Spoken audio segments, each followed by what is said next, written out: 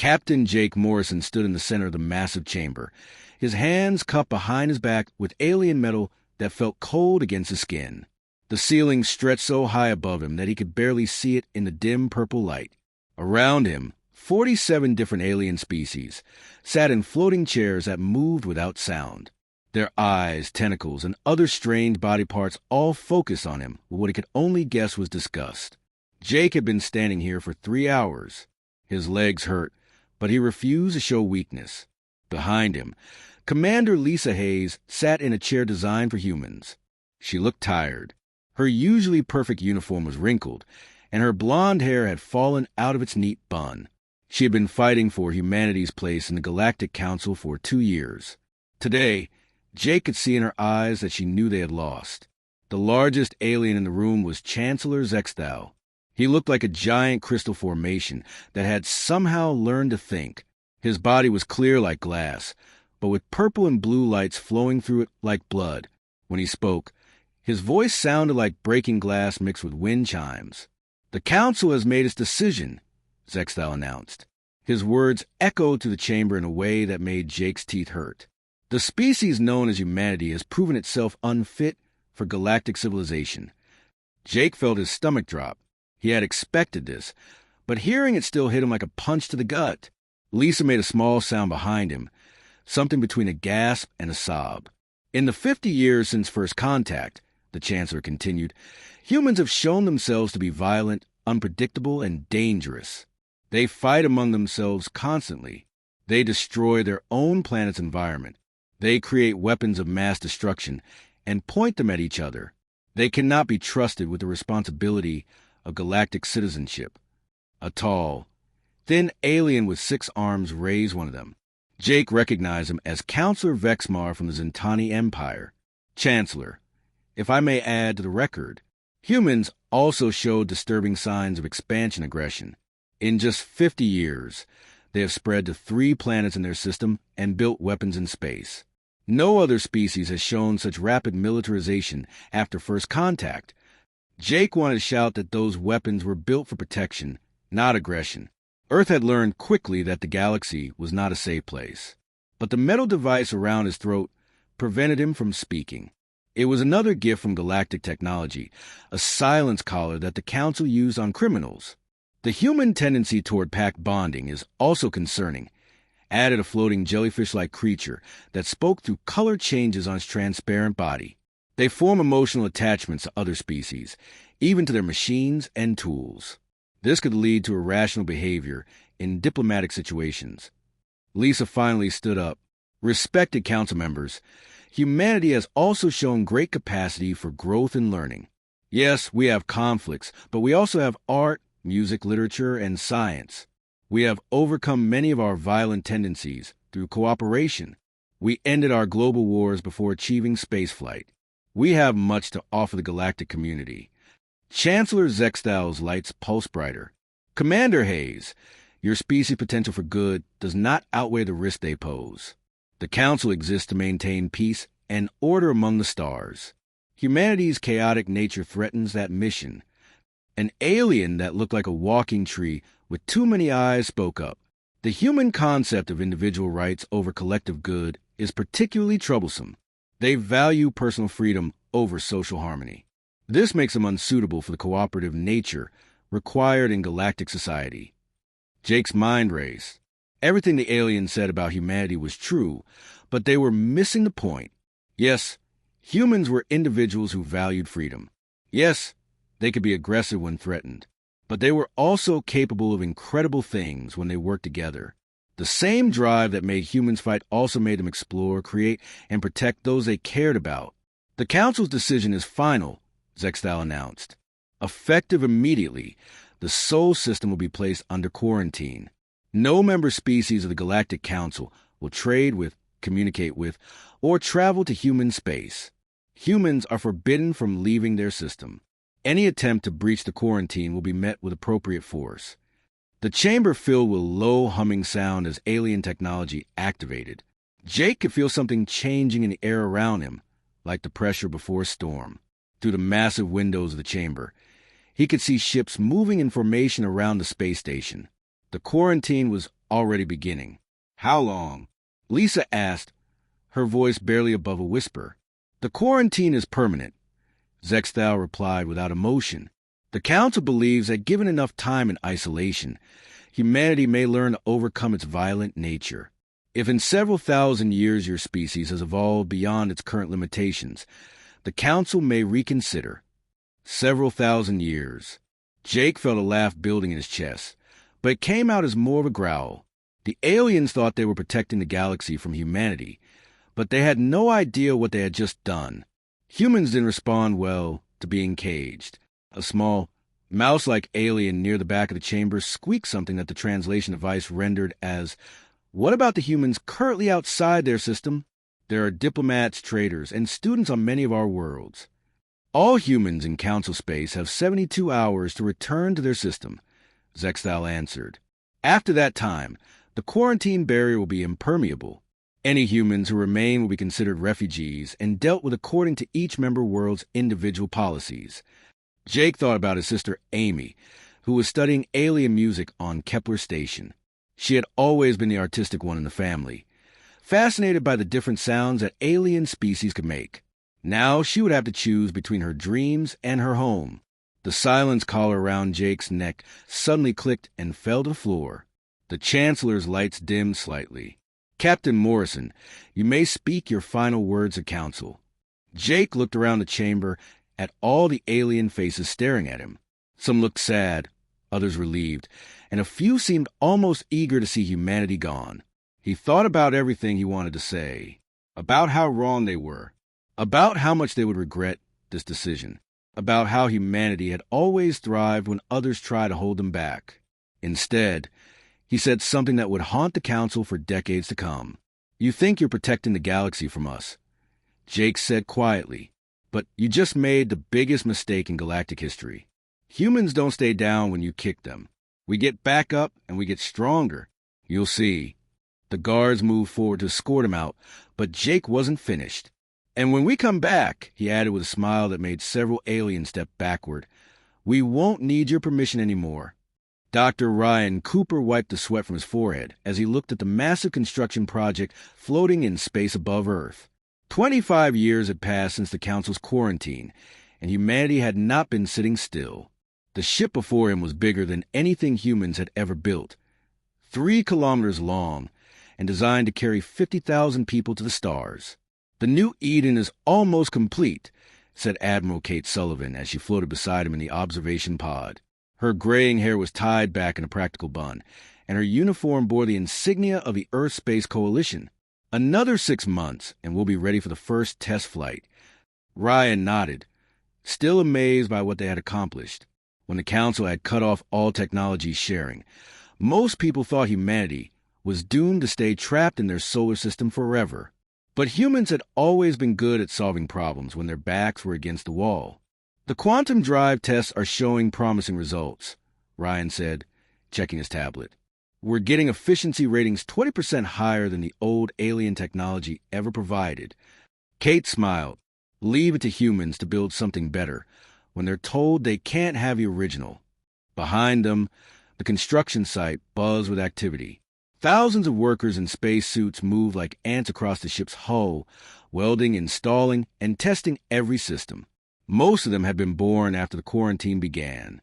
They had grown up knowing that Earth was alone in the galaxy, and that knowledge had made them determined to change that fact. Governor Alex Turner's voice crackled through their communication system from Mars. "Earth Control, this is Mars Colony reporting. The closed system life support test has been running for 8 months now with 0 outside input. All systems are green." "Copy that, Mars Colony," Kate replied. "How are the psychological evaluations going?" "Better than expected," Alex answered. "Turns out humans adapt to confined spaces better than we thought, especially when they know it's temporary. The test families are actually asking to extend the experiment." Ryan wasn't surprised. The Mars colonies had become humanity's proving ground for everything they would need to survive in deep space. What had started as a few research stations had grown into cities with over 2 million people. The red planet was now more like a second Earth, complete with atmospheric processors that were slowly making the air breathable. Captain Ben Richards piloted his ship carefully through the asteroid belt, his instruments scanning for any sign of the quarantine barrier. His ship, the Shadow, was designed for stealth reconnaissance. It looked like a large asteroid from the outside, complete with fake mineral deposits and irregular rotation. There! His co-pilot, Lieutenant Amy Foster, pointed at a reading on her screen. Energy signature at 27 Mark 15. Ben adjusted their course slightly. Through the ship's telescopes, they could see a faint shimmer in space like heat waves rising from hot pavement. The Council's quarantine barrier was invisible to the naked eye, but their instruments could detect a massive energy field that surrounded the entire Sol system. Run a full spectrum analysis. Ben ordered. I want to know everything about this thing. Amy's fingers flew over her controls. It's definitely a dimensional fold barrier. Creates a space-time bubble around our system. Anything trying to cross it gets bounced back to where it started. But look at this, Ben said, highlighting a section of his readings. The energy pattern isn't consistent. There are variations in the field strength. Amy studied the data. Weak spots. Maybe just places where the field has to work harder. Ben marked several locations on their star charts. We'll check them all eventually. These reconnaissance missions have been going on for 15 years. Ben's team had mapped every centimeter of the barrier, studying its patterns and looking for weaknesses. They had learned that the field was maintained by stations positioned just outside the system, massive alien structures that hummed with power. Back on Earth, the global government had changed dramatically since the quarantine began. The old divisions between nations seemed pointless when the entire human race was facing the same problem. President Maria Lopez, elected by the entire planet rather than just one country, addressed the world from the United Nations building in New York.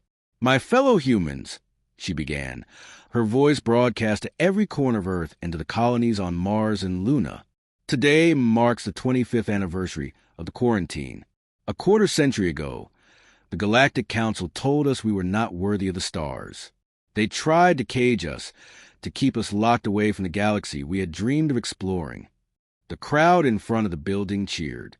Similar crowds had gathered in cities across Earth and in the colony domes on other worlds.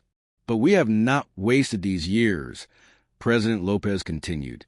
We have grown stronger. We have learned to work together as never before. We have built ships that surpass anything the Council ever showed us. We have created technologies they never imagined. And most importantly, we have maintained our hope. In a laboratory beneath the Swiss Alps, Dr. Maya Foster worked late into the night on humanity's most ambitious project. The room around her was filled with pieces of alien technology, carefully preserved from the early days of first contact.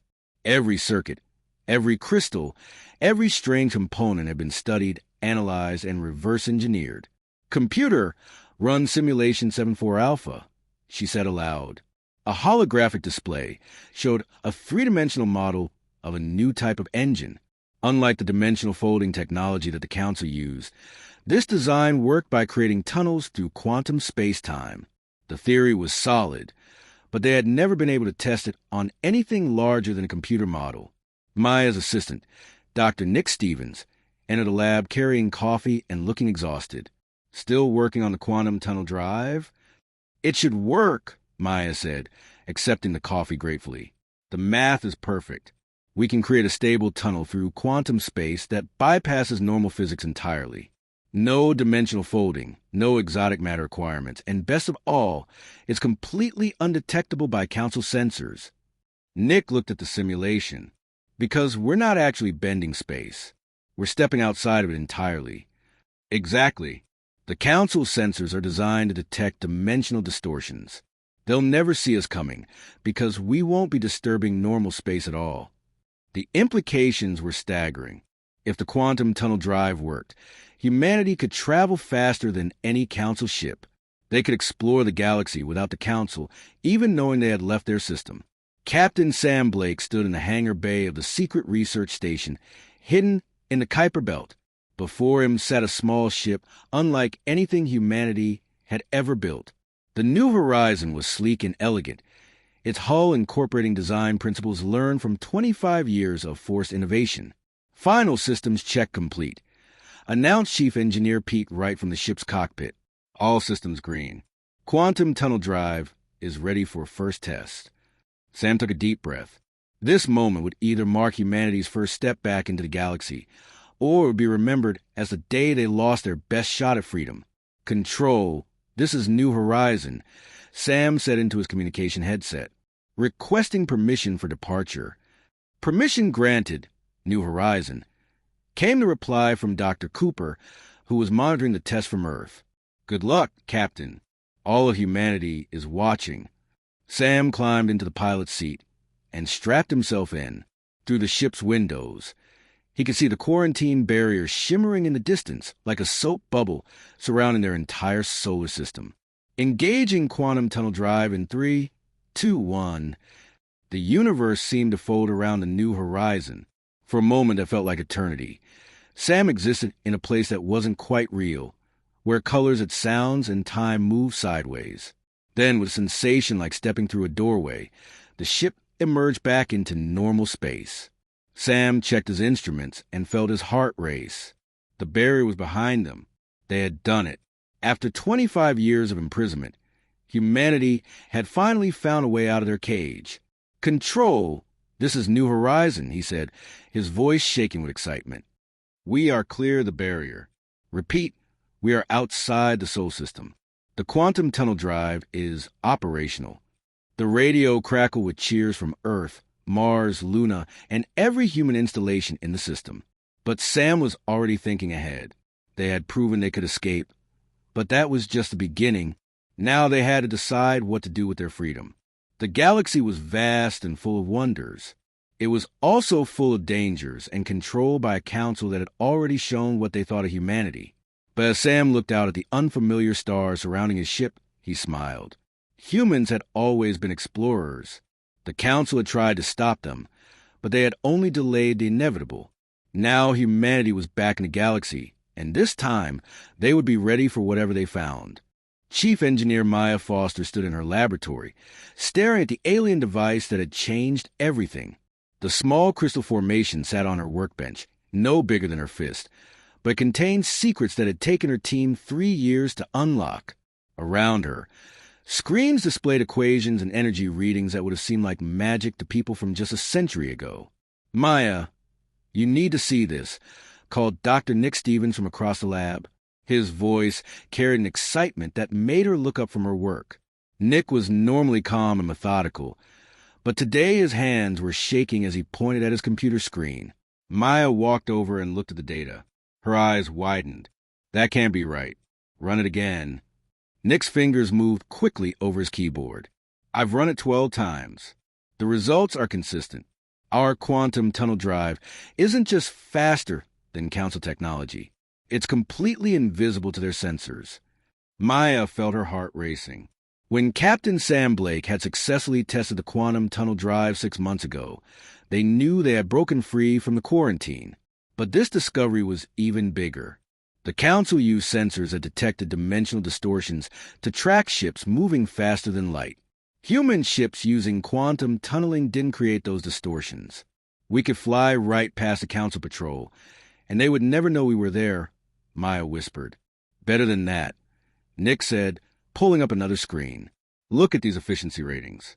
Our drive uses 70% less energy than their dimensional folding technology. We can travel further, faster, and with smaller ships. Maya laughed, but it wasn't a happy sound. The Council exiled us because they thought we were too primitive and dangerous. They had no idea what they were creating. Dr. Ryan Cooper's voice came through the laboratory's communication system. Maya, Nick, report to the main conference room immediately. We have a situation.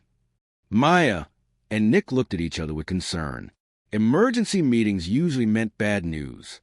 They made their way through the underground research facility to the conference room, where they found Admiral Kate Sullivan, Captain Sam Blake, and several other senior staff members gathered around a large holographic display.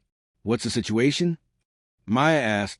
Admiral Sullivan gestured to the hologram, which showed a three-dimensional map of local space. Captain Blake's reconnaissance mission discovered something disturbing. The galaxy is much larger than the Council told us. Sam stepped forward, his expression grim. The Council claimed their territory covered most of the galaxy. They said there were only a few unexplored regions left. That was a lie. The hologram zoomed out, revealing the true scope of galactic space. The Council controls maybe 15% of the galaxy, Sam continued. There are entire spiral arms they've never even visited. Thousands of star systems with no Council presence at all. Maya stared at the display. But why would they lie about that? Control, Admiral Sullivan answered. If member species think the Council represents the entire galaxy, they're less likely to look for alternatives. It's easier to maintain authority when people believe you're the only option. Nick pointed at several areas on the map. What about these regions? The ones marked in red? Captain Blake's expression darkened. Those are quarantine zones. Systems that the Council has declared off-limits to all member species. Some of them have been sealed for thousands of years. Any idea what's in there? Maya asked. That's what we're going to find out, Admiral Sullivan said. Maya, how quickly can you outfit a proper exploration vessel with quantum tunnel drive? Maya thought for a moment. The New Horizon was just a prototype. For a real exploration mission, we'd need something bigger. Maybe 3 months to install the drive system and all necessary equipment. Do it, Admiral Sullivan ordered. And make sure it's equipped for long-range communication. If we're going to explore beyond Council space, Earth needs to know what we find. 3 months later, Captain Grace Miller stood on the bridge of the Pioneer, humanity's first true exploration vessel. The ship was a masterpiece of human engineering, combining the best of their old technology with the revolutionary quantum tunnel drive. It carried a crew of 200, along with equipment for scientific research, first contact protocols, and if necessary, combat. Final systems check complete, reported Commander Tony Ross from the navigation station. Quantum tunnel drive is online and ready. Grace looked out at the stars visible through the bridge windows. Somewhere out there were answers to questions humanity had been asking for decades. Why had the Council really exiled them? What were they so afraid of? And most importantly, were there other species out there who might be willing to work with humans instead of against them? Take us out, Commander Ross, Grace ordered. Destination, the Kepler Nebula Quarantine Zone.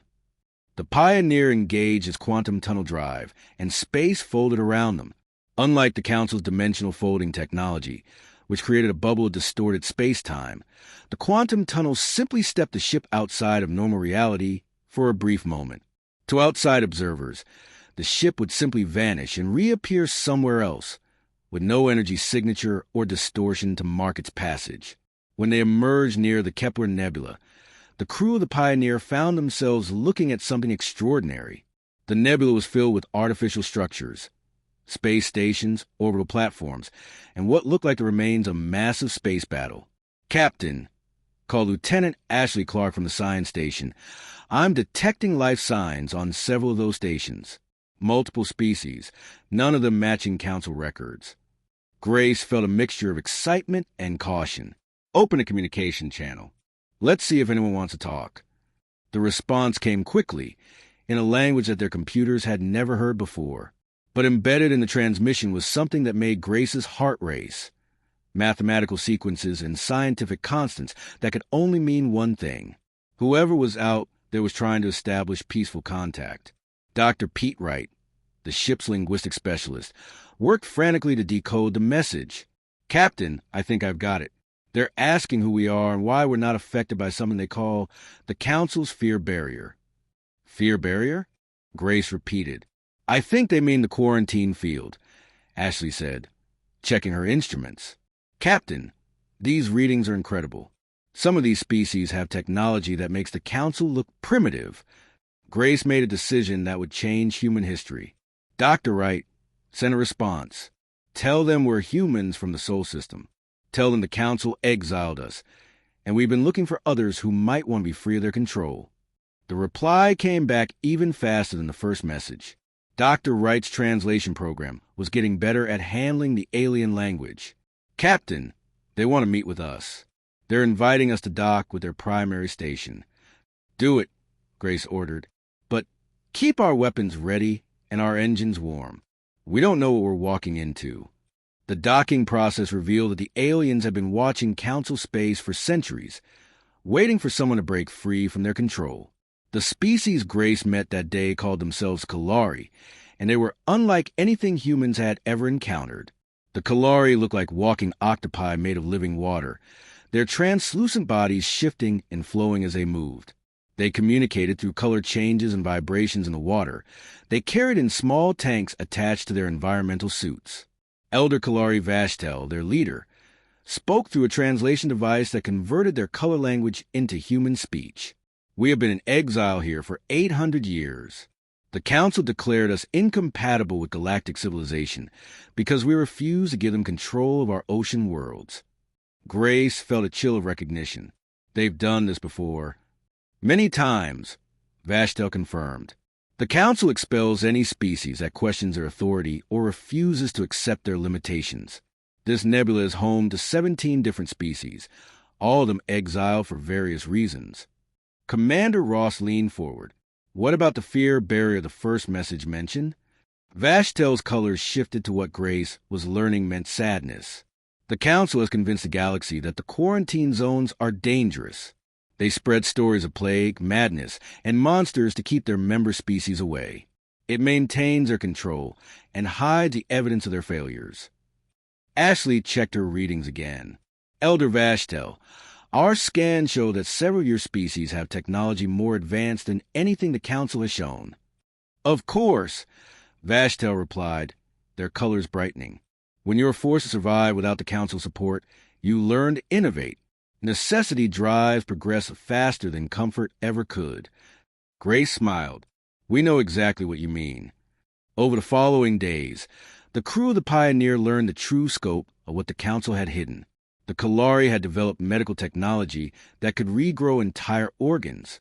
The Thorvani, a species of crystalline beings, had mastered energy manipulation on a molecular level. The Zephyrians had created environmental control systems that could terraform dead planets in decades instead of centuries. All of them had been exiled by the Council for refusing to share their discoveries freely or for questioning the Council's policies. All of them had spent decades or centuries developing their abilities in isolation, and all of them had been waiting for someone to break the Council's control over the galaxy. "This changes everything," Grace said during her final meeting with the exile leaders. "You're not outcasts. You're the future of galactic civilization."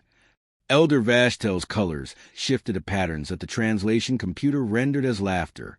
"Young human, we learned long ago that the galaxy is much larger than the Council pretends. They control through fear and isolation, but their power has limits. The question is, what will you do with this knowledge?"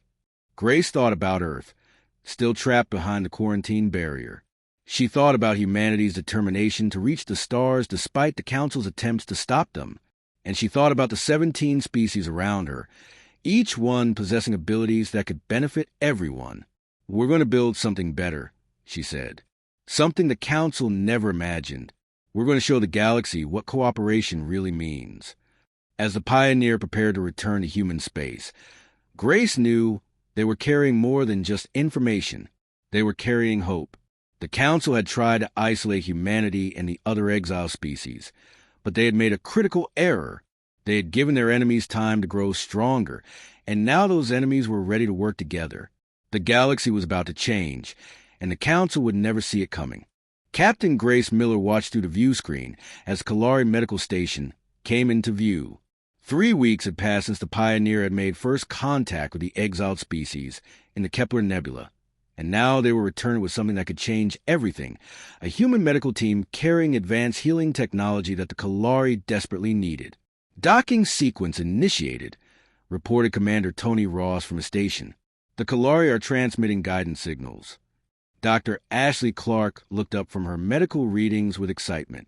"Captain, the tissue samples they sent us show cellular degradation that's accelerating.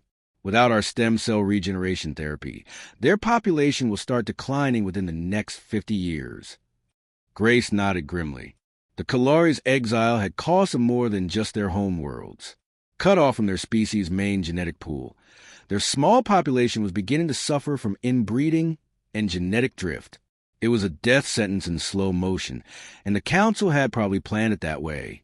And in exchange, Grace asked, Commander Ross pulled up a holographic star chart, complete navigational data for this entire sector of space. Trade routes, hidden Council bases, patrol schedules, and the locations of at least 12 other exile populations. Grace smiled. This was exactly the kind of cooperation that the Council claimed was impossible. Different species working together, sharing their strengths to overcome their weaknesses. It was proof that the Council's philosophy was wrong. Elder Kalari Vashtel met them at the docking port, their translucent bodies shimmering with colors that the translation computer rendered as joy mixed with desperate hope. Captain Miller, your return brings life to our people. We have prepared everything as requested. Dr. Ashley Clark led her medical team through the station's corridors, marveling at the Kalari's bioengineering. The entire station was grown rather than built, its walls made of a living coral that filtered air and water while providing perfect environmental control. It was technology that could revolutionize human space habitats. The patient preparation chambers are this way, Vashtel explained, leading them through a doorway that dilated open like an iris. We have selected 20 volunteers for the first round of treatments. Ashley set up her equipment in what the Kalari called a healing pool, a chamber filled with specially treated water that accelerated their natural regeneration abilities. The combination of human stem cell therapy with Kalari bioengineering was producing results that neither species could achieve alone. Remarkable, Ashley murmured as she watched the first patient's damaged tissue beginning to repair itself. Your biomanipulation abilities are enhancing our medical technology beyond anything we thought possible. Meanwhile, in the station's command center, Grace was learning things about the galaxy that would have shocked the Council's member species. Commander Tony Ross studied the star charts with growing amazement. Captain, look at this, Tony said, highlighting a section of space. The Kalari have been monitoring Council communications for centuries. They know the locations of every major Council base, every patrol route, every weak point in their territory. Admiral Kate Sullivan's voice came through their quantum communication link from Earth. She sounded excited. Grace, the data you've sent us is incredible. We've identified at least 40 species that the Council has classified as problematic or under observation. Most of them don't even know they're being watched. Grace felt a surge of anger. The Council wasn't just controlling its member species. It was actively surveilling them, waiting for any sign of independent thinking, so they could be exiled or worse. There's more, Vashtel said, their colors shifting to patterns that indicated serious concern. The Council's expansion has been slowing down for the past 200 years. They claim it's because they've reached the galaxy's limits. But that's not true. They're afraid. Afraid of what? Grace asked. Of losing control, Vashtel explained. Every new species they contact brings new ideas, new technologies, new ways of thinking. The Council leadership has decided it's easier to control a smaller territory absolutely than to risk their authority over a larger one. Commander Ross looked up from his analysis. So they're deliberately limiting their own growth to maintain power? Exactly. And they're becoming increasingly paranoid about internal threats. Species that they once considered loyal allies are now under constant surveillance. The Council is starting to turn on its own members. This information changed everything. Grace had assumed that humanity's exile was unique, a special punishment for being too aggressive. But now she realized it was just the latest in a long pattern of authoritarian control. The Council wasn't maintaining galactic peace. It was strangling galactic progress. Dr. Pete Wright joined the conversation from the medical bay, where he had been observing the treatment procedures. Captain, the Kalari have shown me something disturbing. They've been monitoring Council broadcasts, and the official reports about exiled species contain deliberate lies. What kind of lies? Grace asked. According to Council records, humanity was exiled because we were violent and unpredictable. But the Kalari were supposedly exiled because they were mentally unstable and posed a danger to themselves and others. Pete gestured toward the medical bay where Kalari doctors were working alongside human medics with perfect coordination. Does this look like mental instability to you? Grace felt her anger growing. They're rewriting history to to justify their actions. It gets worse, Vashtel added. The Council has told their member species that all exiled populations eventually destroy themselves. They claim that exile is really a form of mercy, giving problematic species a chance to evolve or die quietly. But that's not what's happening, Tony realized. The exiled species are thriving. Some are, Vashtel corrected. Others have indeed failed, usually because the Council deliberately chose exile locations with limited resources or environmental hazards. But those of us who survive become stronger than we ever were under Council rule. Grace thought about humanity's rapid technological advancement during their 25 years of isolation. Cut off from Council technology, humans have been forced to innovate. The result was ships that were faster, more efficient, and completely undetectable by Council sensors. The same pattern was repeating throughout the galaxy. Dr. Ashley Clark returned from the medical bay with news that lifted everyone's spirits. The treatments are working even better than we hoped. The Kalari patients are showing complete cellular regeneration, and their genetic diversity is increasing. We can save their population. Vashtel's colors brightened to patterns that could only be described as joyful tears. This alliance will give both our species something neither could achieve alone. Your medical technology combined with our bioengineering will revolutionize healthcare throughout the galaxy. But only if we can get it to the species that need it, Grace pointed out. The Council will try to stop any cooperation between exiled populations. Then we don't tell them, suggested engineer Carl Young, who had been quietly working on modifications to the Pioneer systems. Captain, I've been studying Kalari bioengineering techniques. I think we can incorporate their organic technologies into our ships. What do you mean? Grace asked. Carl pulled up a schematic on his tablet. Imagine a ship that can repair itself, that grows stronger instead of wearing out, that can adapt to new threats automatically. The Kalari can't build large structures because they don't have enough raw materials, but humans can provide that. Meanwhile, they can provide the biological systems that will make our ships virtually indestructible. The implications were staggering. Human engineering combined with Kalari biotechnology could produce ships that were superior to anything in the galaxy. Add in the advanced medical technology they were developing together, and they would have capabilities that the Council couldn't even imagine. This is just the beginning, Grace realized. If we can establish similar partnerships with the other exiled species, the galaxy would never be the same, Vashtel finished. But you must be careful. The Council has spies everywhere, and they have shown no mercy to species that threaten their control. Grace looked around at her crew, seeing determination in every face. 3 months ago, they had been trapped behind a quarantine barrier, cut off from the galaxy, and told they would never be worthy of the stars. Now they were part of an alliance that could reshape galactic civilization. Galactic civilization. Admiral Sullivan, Grace said into her communication device. Request permission to extend our mission. We need to make contact with as many exiled species as possible. Admiral Sullivan's reply came back immediately. Permission granted, Captain. How many ships will you need? Grace smiled. Send everything we can spare. And Admiral? Start production on hybrid ships using Kalari bioengineering. We're going to need them. As the Pioneer prepared to leave the Kalari station for their next destination, Grace felt a mixture of excitement and determination. The Council had thought they were protecting the galaxy by exiling humanity and other problematic species. Instead, they had created their own worst nightmare, a growing alliance of advanced civilizations with no loyalty to Council authority. Elder Vashtel accompanied them to the docking port for their departure. Captain Miller, there is something else you should know. The species you are about to contact, the Thorvani crystal miners, they have been waiting for someone like you for over 300 years. Waiting for what? Grace asked. Vashtel's colors shifted to patterns that the computer translated as grim satisfaction. For someone powerful enough to help them take revenge on the Council. Be very careful, Captain. Not all of our allies share humanity's preference for peaceful solutions. As the Pioneer engaged its quantum tunnel drive and disappeared into the void between stars, Grace wondered what they would find at their next destination.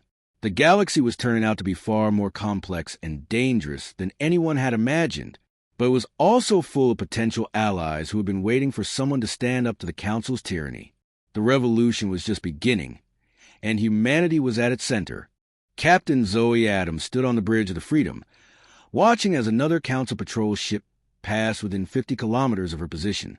The massive alien vessel, nearly twice the size of her ship, showed no sign that it had detected them. Its sensors swept the area methodically, searching for any sign of unauthorized activity in what the Council considered their private territory. "They're moving past us," reported Lieutenant Commander Drew Parker from the sensor station. "No indication they've spotted us." Zoe smiled with satisfaction. The Freedom was one of 12 new ships in humanity's growing stealth fleet, each one incorporating technologies shared by their Exile allies. The ship's hull was grown using Kalari bioengineering, making it self-repairing and virtually undetectable. Thorvani crystal technology provided shields that could absorb and redirect energy rather than deflecting it. Most importantly, Zephyrian atmospheric processors allowed the ship to operate in complete silence through space. "Set course for the Rigel mining station," Zoe ordered. "It's time to make some new friends." 5 years had passed since Captain Grace Miller's first contact with the exiled species. In that time, humanity had built a secret network that stretched across 3 spiral arms of the galaxy. The Council had no idea that their former prisoners were working together, or that their authority was being systematically undermined from within their own territory. Intelligence Director Carl Young coordinated the growing alliance from a hidden base in the Centauri system. His operations center looked like something from a spy thriller, walls covered with star charts, communication equipment that could reach across the galaxy instantly, and dozens of screens showing the movement of Council ships throughout their space. Report from Captain Adams, announced Communications Officer Lisa Barnes. "The Thorvani mining operation is ready to begin the next phase." Carl nodded as he studied the tactical display. The Thorvani had been enslaved by the Council for over 3 centuries, forced to mine rare crystals from the cores of dead planets. Their crystalline bodies made them perfect for the work, but the Council treated them like living tools rather than sentient beings. Now, with human help, they were preparing to break free. "What's the status on the ESSEC trade route operation?" Carl asked. Lieutenant Colonel Helen Drake looked up from her intelligence reports. "The ESSEC merchants have agreed to carry our communication relays. By next month, we'll have real-time contact with exile populations in 17 different sectors." The ESSEC were master traders who moved freely throughout Council space. Unlike most Council species, they had managed to maintain some independence by making themselves indispensable to the galactic economy. They were also secretly furious about Council trade restrictions that limited their ability to explore new markets. When humans offered them access to exile technologies and new trading partners, the ESSEC had jumped at the chance. Admiral Tony Ross's voice came through the quantum communication link from the primary human fleet base. "Carl, we got problems. Council intelligence is starting to notice patterns." Carl felt his stomach tighten. "What kind of patterns?" "Unexplained technological improvements in their tributary worlds. Reduced cooperation from species they considered completely loyal. And most concerning, reports of ghost ships operating in areas where no vessel should be able to exist undetected." This was the risk they had always known they were taking. The more their network grew, the harder it became to hide. But Carl had hoped they would have more time before the Council started putting the pieces together. "How long do we have?" Carl asked. "Hard to say," Tony replied. "But our sources inside Council space report increased security sweeps and interrogations." "They're scared, Carl. They know something is happening, but they don't know what." Meanwhile, Ambassador Helen Drake was conducting delicate negotiations with the Vorthan Collective, a species of hive-minded insectoids who controlled several important industrial worlds.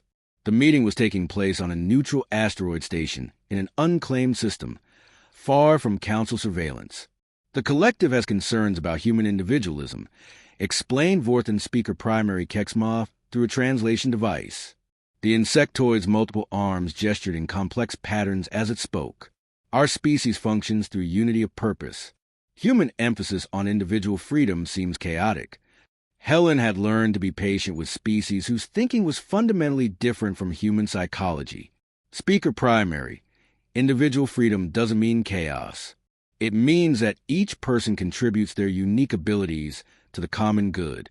Look at what we've accomplished through cooperation with other exile species. She activated a holographic display, showing the growing network of hidden bases, stealth ships, and cooperative technology projects. Each species contributes what they do best. Humans provide engineering and tactical planning. Kalari offer biotechnology and medical advances.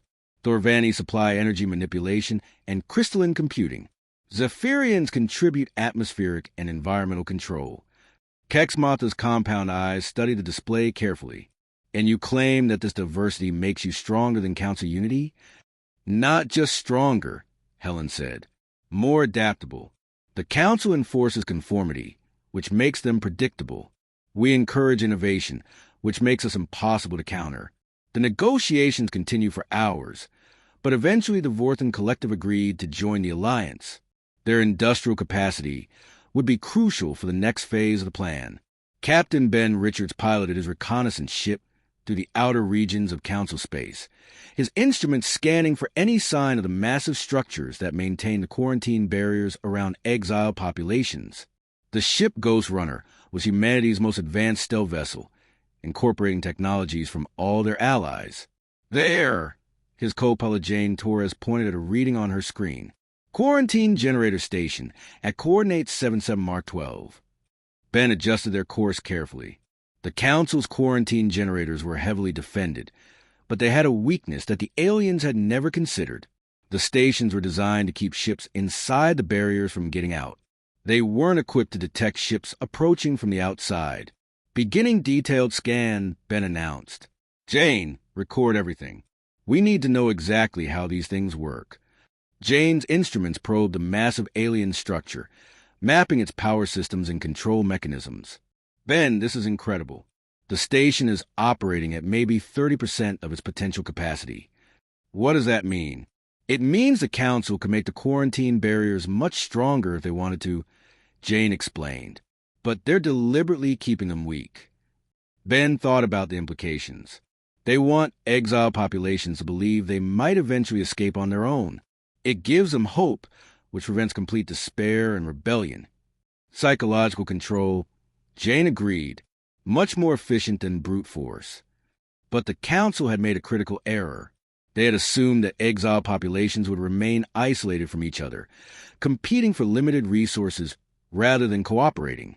They had never imagined that someone would develop technology capable of bypassing the barriers entirely. Scan complete, Jane reported. Ben, I think we can disable these stations. All of them. With proper coordination. Yes, the control systems are networked. If we can insert a virus into one station, it will spread to all the others automatically. Ben smiled grimly. The Council had connected their quarantine systems to improve efficiency and control. That same connection would be their downfall.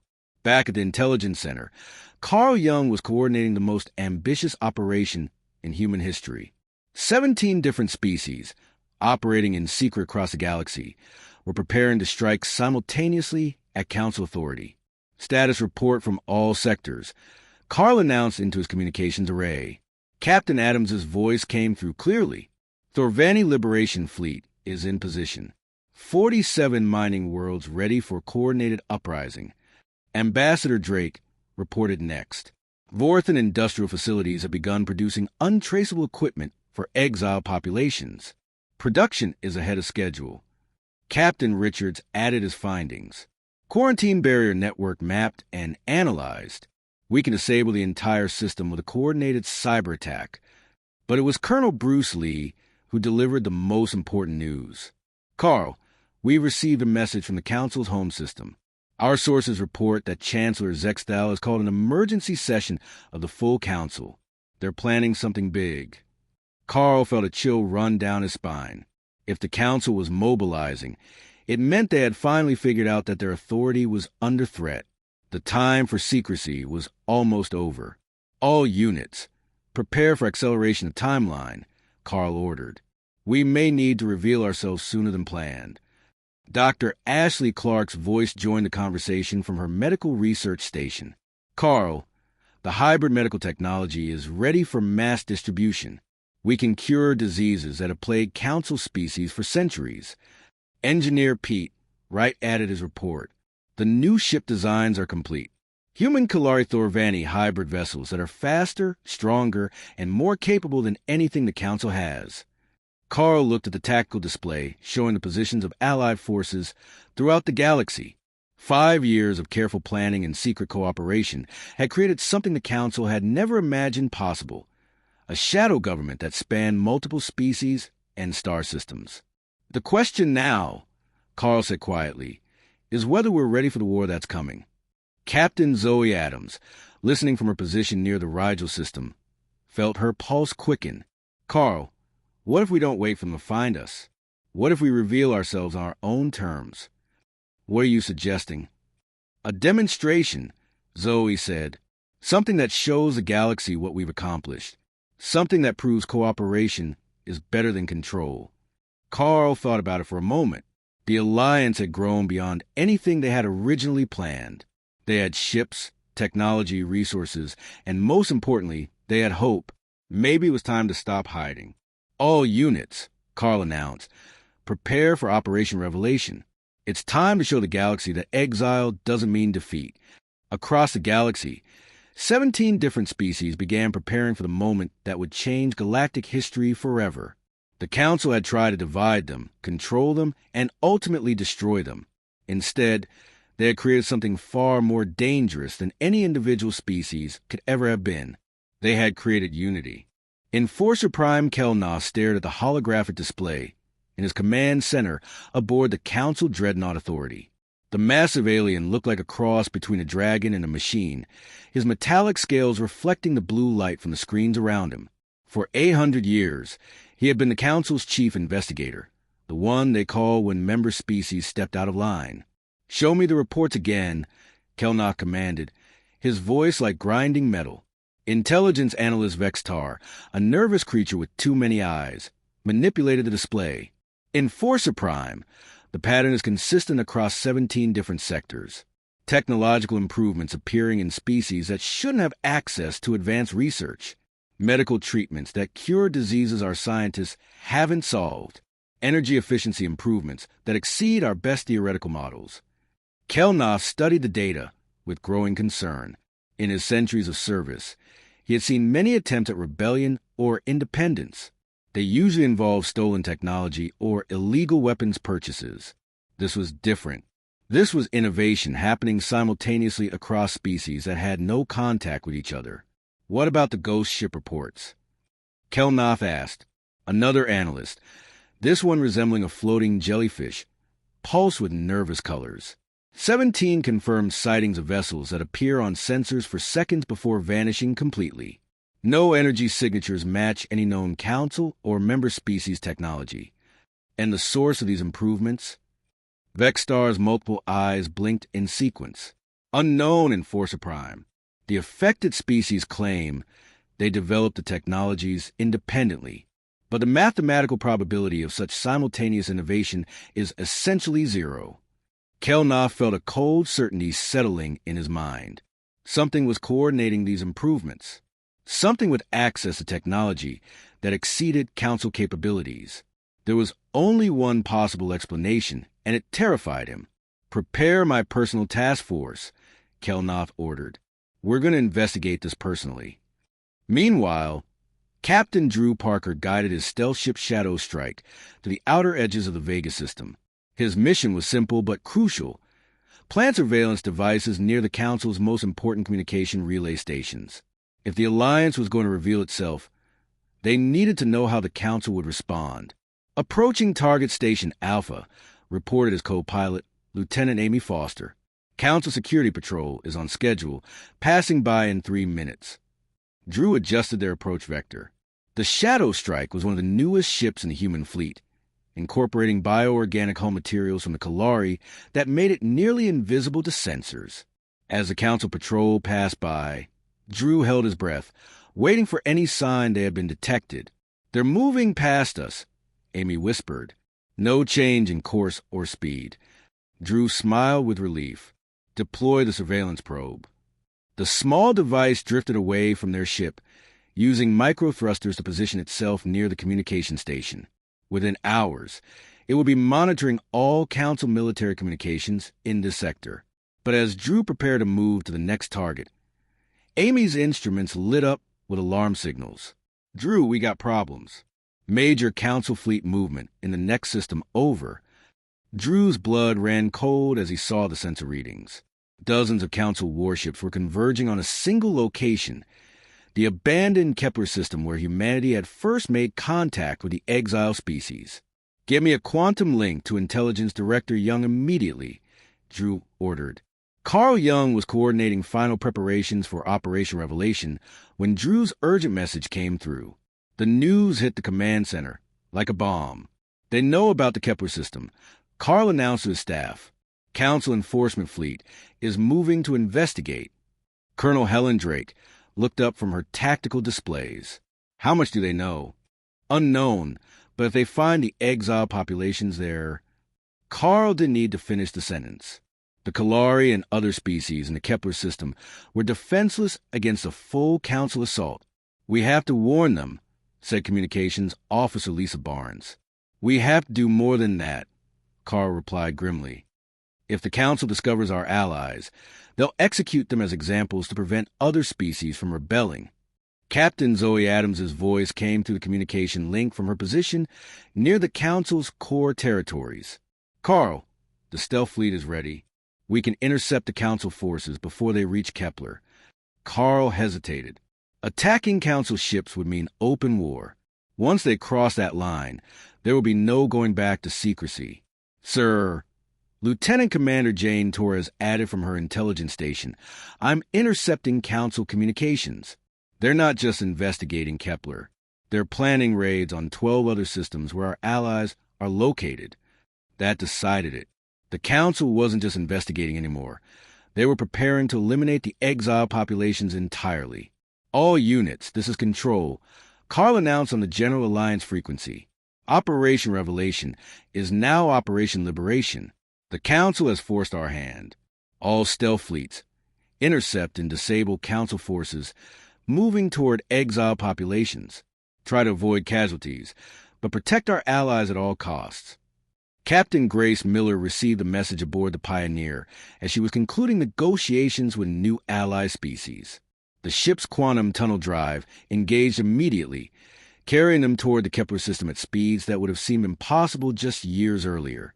Captain, reported Commander Tony Ross, we're not going to make it in time. The Council fleet will reach Kepler 2 hours before we can intercept. Grace felt a surge of determination. Then we do something they won't expect. Open a quantum communication link to the Council fleet. Captain? Tony asked, confused. If we can't stop them with force, maybe we can stop them with truth. Enforcer Prime Kelnoff was studying tactical displays aboard the Authority when his communications officer reported an incoming message from an unknown source. Enforcer Prime were receiving a transmission on a frequency that shouldn't exist. Show me, Kelnoff commanded.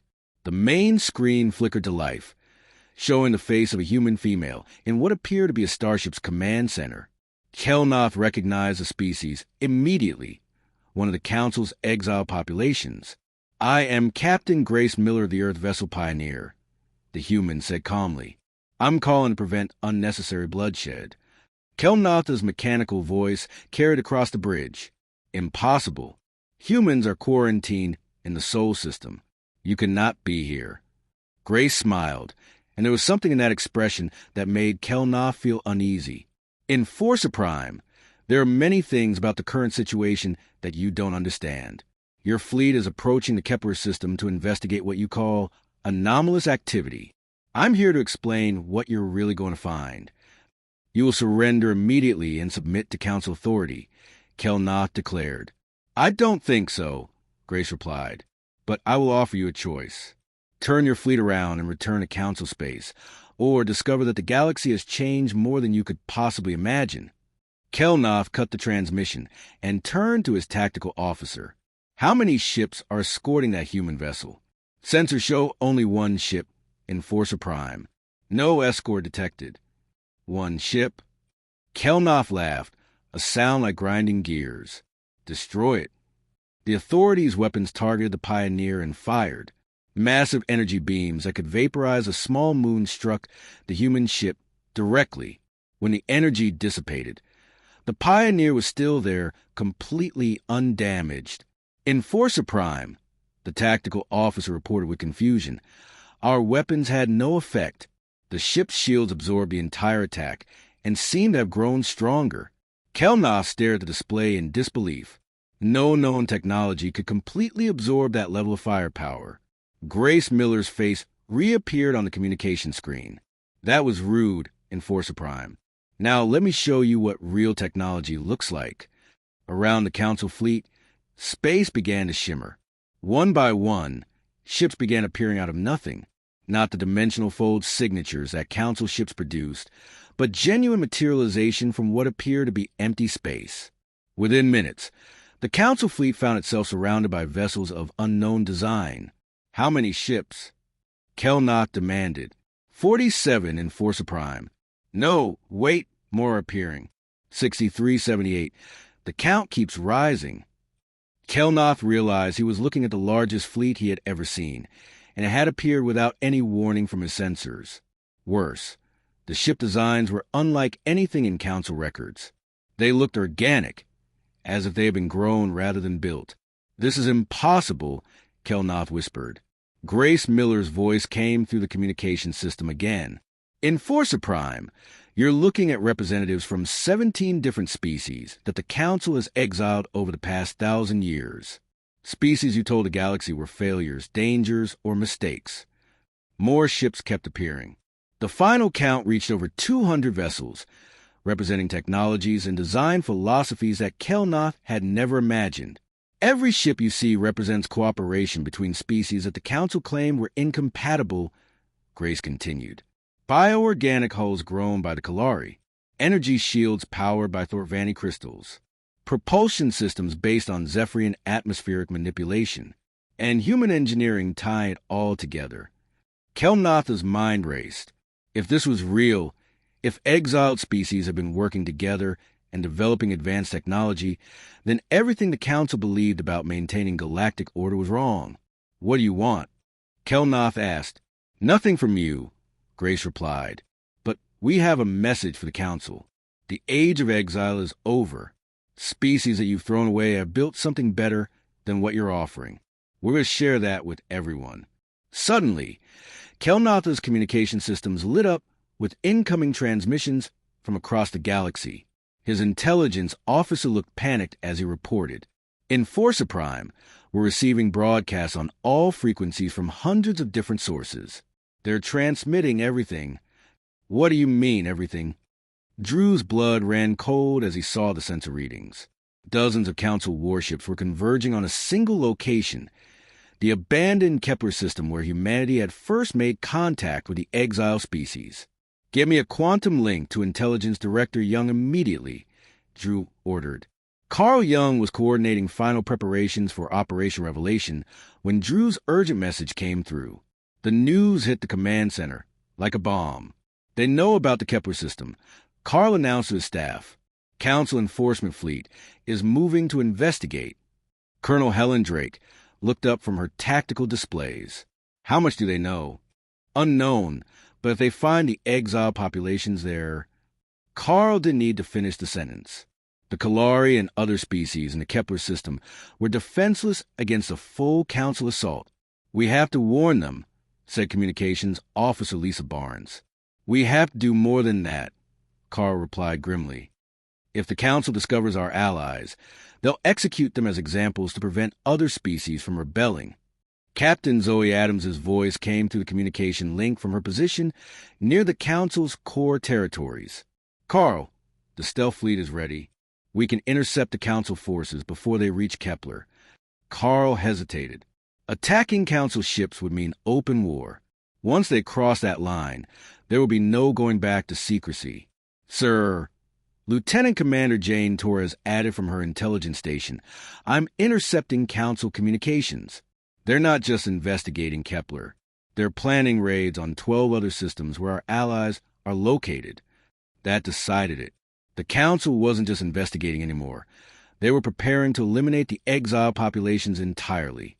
All units, this is Control. Carl announced on the General Alliance frequency. Operation Revelation is now Operation Liberation. The Council has forced our hand. All stealth fleets, intercept and disable Council forces moving toward exile populations. Try to avoid casualties, but protect our allies at all costs. Captain Grace Miller received a message aboard the Pioneer as she was concluding negotiations with new ally species. The ship's quantum tunnel drive engaged immediately, carrying them toward the Kepler system at speeds that would have seemed impossible just years earlier. "Captain," reported Commander Tony Ross, "we're not going to make it in time. The Council fleet will reach Kepler 2 hours before we can intercept." Grace felt a surge of determination. Then we do something they won't expect. Open a quantum communication link to the Council fleet. "Captain?" Tony asked, confused. "If we can't stop them with force, maybe we can stop them with truth." Enforcer Prime Kelnoff was studying tactical displays aboard the Authority when his communications officer reported an incoming message from an unknown source. "Enforcer Prime, we're receiving a transmission on a frequency that shouldn't exist." "Show me," Kelnoff commanded. The main screen flickered to life, showing the face of a human female in what appeared to be a starship's command center. Kelnoff recognized the species immediately, one of the Council's exile populations. "I am Captain Grace Miller of the Earth Vessel Pioneer," the human said calmly. "I'm calling to prevent unnecessary bloodshed." Kelnoth's mechanical voice carried across the bridge. "Impossible. Humans are quarantined in the Sol system. You cannot be here." Grace smiled, and there was something in that expression that made Kelnoth feel uneasy. "Enforcer Prime, there are many things about the current situation that you don't understand. Your fleet is approaching the Kepler system to investigate what you call anomalous activity. I'm here to explain what you're really going to find. You will surrender immediately and submit to Council authority," Kelnoth declared. "I don't think so," Grace replied, "but I will offer you a choice.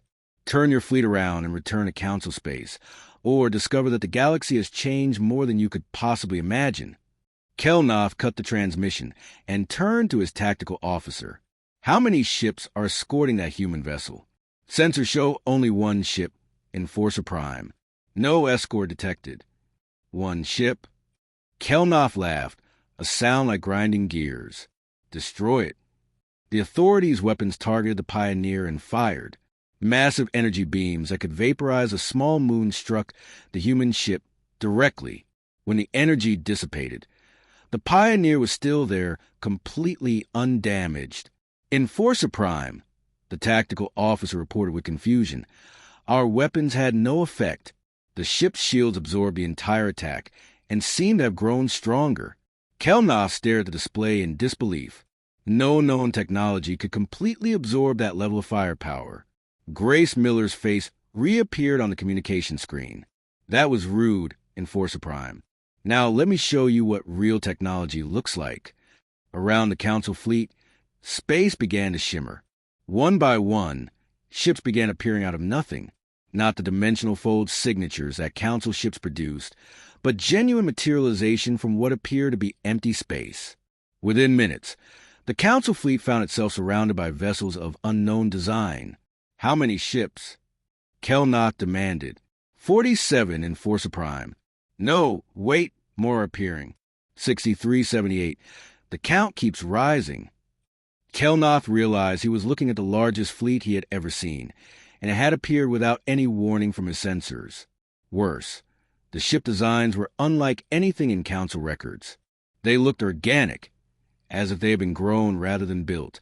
"This is impossible," Kelnoth whispered. Grace Miller's voice came through the communication system again. "Enforcer Prime, you're looking at representatives from 17 different species that the Council has exiled over the past 1,000 years. Species you told the galaxy were failures, dangers, or mistakes." More ships kept appearing. The final count reached over 200 vessels, representing technologies and design philosophies that Kelnoth had never imagined. Every ship you see represents cooperation between species that the Council claimed were incompatible, Grace continued. Bioorganic hulls grown by the Kalari, energy shields powered by Thorvani crystals, propulsion systems based on Zephyrian atmospheric manipulation, and human engineering tie it all together. Kelnotha's mind raced. If this was real, if exiled species had been working together and developing advanced technology, then everything the Council believed about maintaining galactic order was wrong. What do you want? Kelnoth asked. Nothing from you, Grace replied. But we have a message for the Council. The age of exile is over.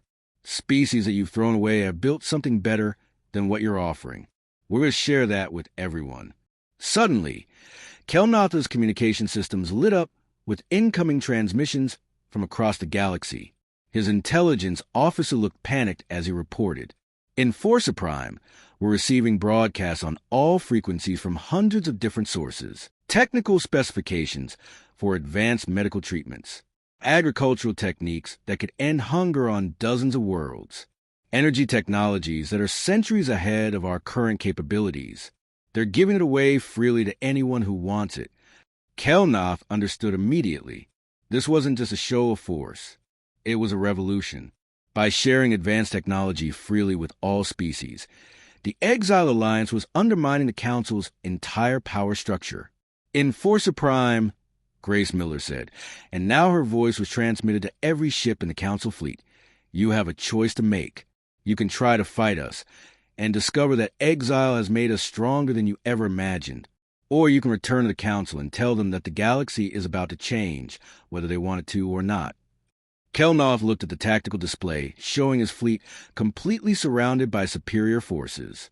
He looked at his communication screen, showing technological advances being broadcast throughout the galaxy. He looked at the impossible ship that had absorbed his most powerful weapons without taking any damage. For the first time in 800 years, Enforcer Prime Kelnoth made a strategic retreat. As the Council fleet withdrew from the Kepler system, Grace Miller smiled. The revelation was complete. The galaxy now knew that the exiled species had not only survived, but thrived. More importantly, they knew that cooperation and freedom could produce results that authoritarian control never could. The Council's age of dominance was ending, and it had ended not with conquest, but with generosity. Fleet Admiral Julia Baker stood on the bridge of the massive ship New Earth, watching as her fleet approached Nexus Station. The space station was the size of a small moon, serving as the Council's most important trade hub and administrative center outside of their home system. It was also the perfect place to deliver a message that would reach every corner of the galaxy. Admiral, reported Captain Tyler Smith from the communication station, we're detecting increased security around the station. Council military vessels are moving to intercept positions. Julia nodded calmly. They had expected resistance. After Enforcer Prime Kelnotha's report about the confrontation at Kepler, the Council had declared the Exile Alliance a galactic threat that needed to be eliminated immediately. What they didn't know was that the Alliance had been preparing for this moment for years. How many ships are we looking at? Julia asked. Lieutenant Commander Rachel Green checked her tactical displays. 300 Council vessels in the immediate area, with more arriving every hour. Admiral, we're outnumbered 5-1. Julia smiled. Only 5-1? I was hoping for more of a challenge. Around her bridge crew, nervous laughter rippled through the air. The crew of the New Earth had trained for this moment, but facing the combined might of the Galactic Council was still intimidating. Julia's confidence helped steady their nerves. Admiral, called out Lieutenant Scott Davis from the intelligence station, I'm monitoring Council communications. They're ordering all member species to send military support. This isn't just about us anymore. They're treating this as a full rebellion that threatens galactic stability. Julia felt a mixture of sadness and determination. The Council was right about one thing. This was a rebellion that threatened galactic stability. But the stability they were protecting was built on oppression, exile, and fear. It was time for something better. Open a channel to all ships in the fleet, Julia ordered. Channel open, Admiral. Julia's voice carried to every vessel in the massive Alliance fleet, human ships with bioorganic hulls, Kalari vessels that look like swimming through space, Thorvani crystal formations that pulse with internal light, and dozens of other designs representing the best technology that 17 species could produce. All vessels. This is Admiral Baker. Today we make our stand not as conquerors, but as liberators. We're not here to destroy the Council, but to show the galaxy that there's a better way. Remember, our goal is to reveal the truth, not to start a war. Captain Emma Walsh, commanding the hybrid vessel Unity, responded from her position on the fleet's left flank. Admiral, the information warfare package is ready for deployment. Once we activate it, every communication system in this sector will receive our data broadcasts. Excellent, Captain Walsh. Prepare to transmit on my command. As the Alliance fleet approached Nexus Station, the Council forces moved to block their path. The leading Council ship, a massive dreadnought called the Supreme Authority, opened a communication channel. Chancellor Zexthal's crystalline form appeared on Julia's main screen, his internal lights pulsing with anger. Admiral Baker, you and your fleet will surrender immediately or face the consequences. The Council will not tolerate this rebellion. Julia looked at the alien leader who had pronounced humanity's exile 30 years earlier. Chancellor, we're not here to surrender. We're here to offer the galaxy something you never could, freedom to choose their own path. You speak of freedom, but you bring chaos, Zextal replied. The Council maintains order among the stars. Without our guidance, species fall into conflict and destruction. Really? Julia asked. Captain Walsh, activate the information package. Across the galaxy, every communication system suddenly came alive with broadcasts from the Alliance. But these weren't military communications or propaganda.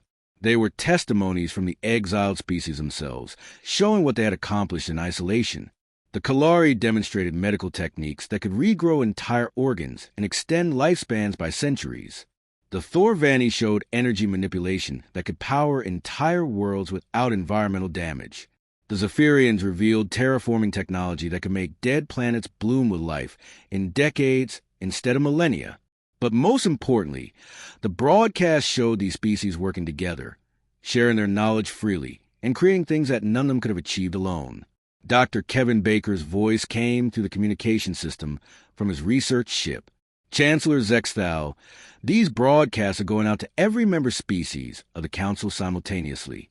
They can see for themselves what cooperation can accomplish. Julia watched as the tactical display began showing something unprecedented. Across the galaxy, Council member species were responding to the broadcasts. Some sent messages of support. Others asked for more information about the Alliance technologies. A few declared their intention to withdraw from Council membership entirely. This is impossible, Zexal said, his internal lights flickering with what Julia recognized as panic. Member species cannot simply leave the Council. We maintain galactic stability. Without us, there would be chaos. Without you, there would be freedom, Julia replied. And as you can see, freedom doesn't lead to chaos. It leads to progress. Lieutenant Commander Scott Davis looked up from his intelligence station with excitement. Admiral, we're receiving messages from 43 different star systems. They want to know how to join the Alliance. Broadcast a standard first contact package. Julia ordered.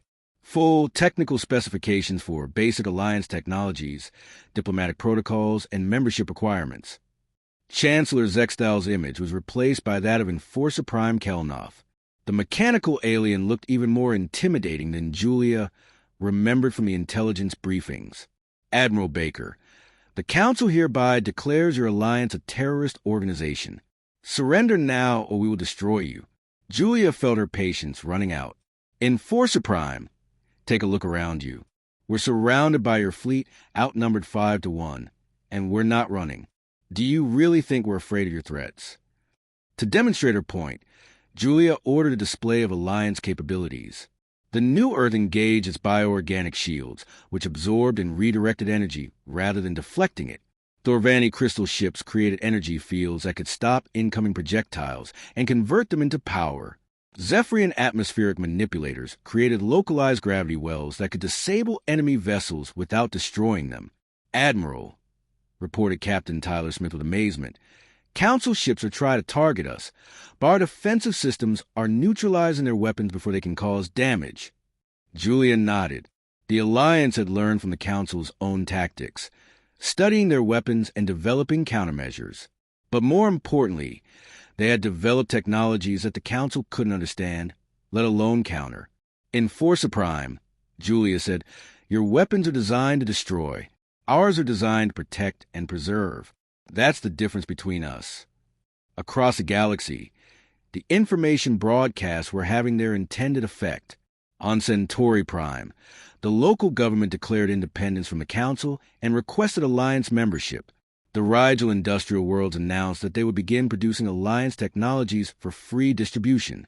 Even some of the Council's core member species began questioning the leadership that had hidden so much from them. Captain Emma Walsh's voice came through the fleet communication system. Admiral, we're receiving a priority transmission from Earth. President Maria Lopez wants to address the situation directly. Julia smiled. The president had insisted on this moment, wanted to speak directly to the galaxy about humanity's intentions. Put her through on all frequencies, Julia ordered. President Lopez's image appeared on communication screens throughout the fleet and across the galaxy. Her voice was calm but firm as she addressed the largest audience in galactic history. Citizens of the galaxy, she began, I am Maria Lopez, President of Earth and the Human Colonial Alliance. Today, our species and our allies reveal ourselves not as conquerors, but as partners. For 30 years, the Council has told you that exiled species are failures, dangers to galactic stability. We are here to show you that exile has made us stronger, more innovative, and more cooperative than ever. The president gestured, and the broadcast switched to show Alliance worlds, planets where multiple species lived and worked together, where technologies were shared freely, where conflicts were resolved through cooperation rather than force. The Council maintains power through fear and isolation. President Lopez continued, they tell you that chaos will result if their authority is questioned. But look at what we have built together. Look at what becomes possible when species are free to cooperate, to innovate, to dream of something better. Chancellor Zextal's voice cut through the broadcast. Enough. All Council forces, engage the rebel fleet immediately. Destroy them before their poison spreads further.